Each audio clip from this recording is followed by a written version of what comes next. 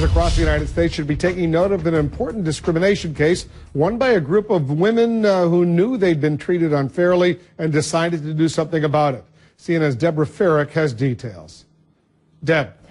Wolf, being a working mom can be challenging, but what happens when you're in an environment you feel is downright hostile? Well, a group of women sued drug giant Novartis, claiming they'd been treated unfairly compared to their male counterparts, and they won big.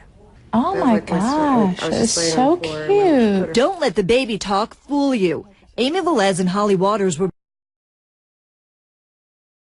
both top sales representatives working for the international drug giant Novartis. Oh, wow. Until, that is, they decided to have families. When I was fired, I couldn't believe it. I mean, that was just a slap in the face. And I just couldn't believe, being the number one rep, I was making my manager the most money. Waters was 7.5 months pregnant at the time, and like Amy Velez, had believed she had a future at the company. Prior to pregnancy, my reviews were great. A federal jury this week found the company guilty of gender discrimination, a judge ordering Novartis to pay $250 million in punitive damages to some 5,600 female employees. Were you given the same opportunities as men at the company?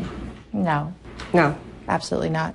Velez and several other women testified they'd been repeatedly passed over for promotion, which effectively capped their salaries.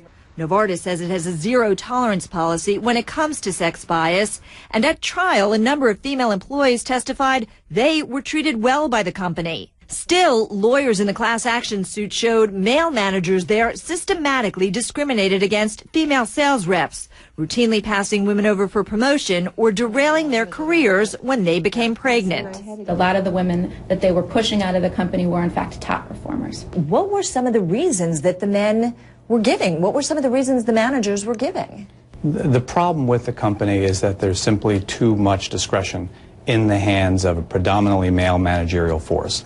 When you're given that kind of discretion in pay and promotion with respect to pregnancy leave, then anything goes. The company says women who feel they're being treated unfairly can call an alert line or go to the legal department or human resources.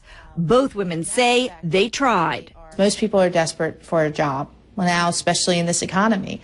But if you crossed a manager and they so desired, they would get rid of you, one way or the other. Novartis released a brief statement saying it plans to appeal, but otherwise they wouldn't comment on the case. At trial, their lawyers disputed the women's stories.